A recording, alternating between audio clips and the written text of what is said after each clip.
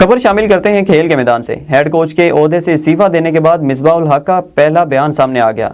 साबिक कप्तान और कोच ने कहा, पाकिस्तान का सबसे बड़ा मसला ये है कि यहाँ नताइज को देखकर फैसले कर लिए जाते हैं। उन्होंने कहा कि हम इससे आगे बढ़ते ही नहीं हैं।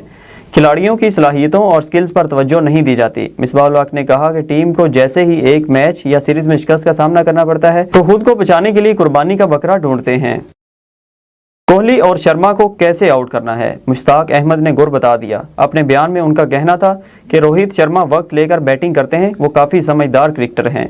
मुझे लगता है कि इब्तदाई ओवर्स में इन स्विंग बॉलिंग से रोहित को जल्द आउट किया जा सकता है।